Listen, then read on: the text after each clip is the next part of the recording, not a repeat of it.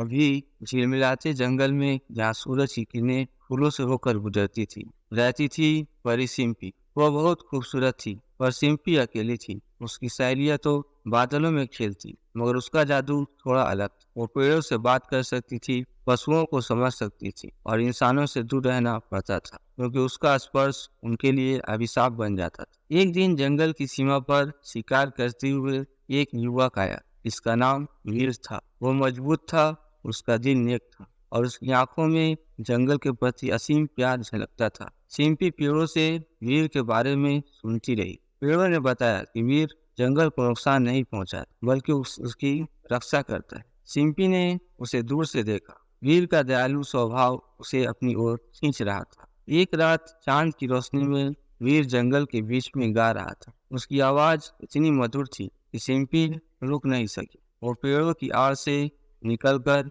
वीर के सामने खड़ी हो गई। वीर चौंक गया। उसने परी को कभी नहीं देखा था। सिम्पी घबराई हुई थी, पर वीर की आंखों में डर नहीं बल्कि जिज्ञासा थी। उन्होंने बातचीत शुरू की। सिम्पी ने अपना रहस्य बताया, और वीर ने जंगल के प्रति अपने प्रेम। उनके बीच एक अजीब रिश्ता बना। रातों को चांद की रोशनी में वो मिलते, बातें करते, हंसते। सिम्पी को वीर से प्यार हो गया, पर वो जानती थी कि उसका स्पर्श वीर को हमेशा के लिए जंगल से दूर कर दिया। एक दिन जंगल में सूखा पड़ गया। पेड़ पौधे मुरझा रहे थे, जानवर प्यासे थे।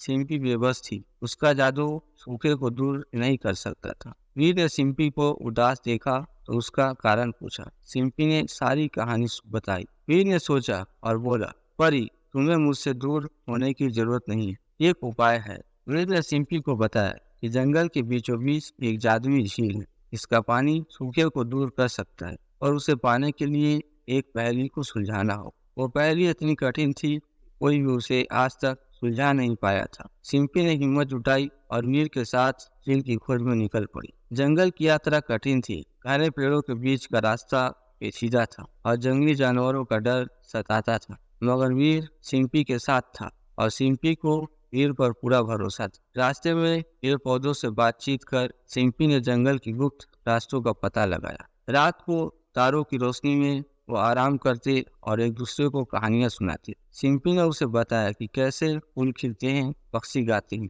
और पेड़ हवा से बातें करते। वीर ने उसे बताया कि इंसानों की दुनिया कैसी है, उनके सपनों और उनकी कला के बारे में। ये रातें जादू की रातों सी लगती थी। आखिरकार कई दिनों की यात्रा के बाद वो एक चमकते हुए झरने के पास पहुंचे। झरने का पानी क्रिस्टल जैसा साफ था और इंद्रधनुषी रंगों में चमक रहा था, पर यह जादुई झील नहीं था। एक वानर ने, जो पेड़ों पर रहता था, उन्हें बताया कि असली झील इस झरने के पीछे एक गुफा में छिपी है, मगर गुफा के द्वार पर एक पहेली लिखी है, जिसे सुलझाने के बाद ही अंदर जाया जा सकता है। वीर और सिम्पी झरने के पीछे गए। गुफा का मुंह अंधेरे में डूबा हुआ था। दीवार पर चमकते हुए अक्षरों में लिखी थी पहेली, मैं हूँ वो जो बहता है पर कभी सूखता नहीं। मैं हूँ वो जो बोलता है पर आवाज नहीं करता। मैं हूँ वो जो बदलता है पर अपना रूप नहीं खोता। मैं हूँ वो जो जोड़ता है पर कभी नहीं मिलता।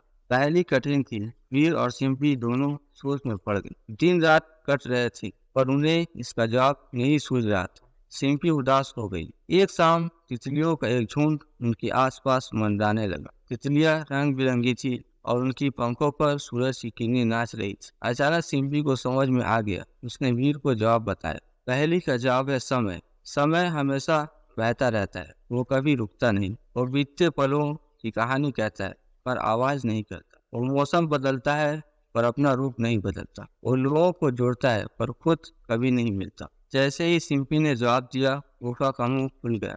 अंदर से सुनहरी रोशनी निकल रही थी। वीर और सिम्पी हाथों में हाथ डाले गुफा के अंदर चले गए। गुफा के अंदर का नजारा अद्भुत था। सुनहरी रोशनी हर कोने को जगमगा रही थी। हवा में मीठी खुशबू तैर रही थी, और दीवारों पर अजीबोगरीब चित्र बने हुए थे, जो जंगल के इतिहास को बयां कर रहे थे। गुफा के सबसे भीतरी भाग में एक छोटा सा तालाब था। उस तालाब का पानी क्रिस्टल जैसा साफ था, और उसमें इंद्रधनुषी रंग छलक रहे थे। यही वो जादुई पानी था जिसकी जंगल को जरूरत थी। लेकिन जैसे ही सिम्पी पानी की तरफ बढ़ी, जमीन से एक कोहरा उठा। कोहरे के बीच से एक सुंदर परी प्रकट हुई। उसकी आंखों नीली थी और बाल चांदी जैसे चमकते थे। यह परी जंगल की रक्षक। परी ने सिंपी और वीर को बताया कि जादुई पानी लेने के लिए एक शर्त है। परी ने कहा, इस जंगल को बचाने के लिए किसी को एक बलिदान देना हो। या तो जंगल हमेशा के लिए सूखे की चपेट में रहेगा या फिर एक प्राणी हमेशा के लिए जंगल में रहेगा। वीर और सिंपी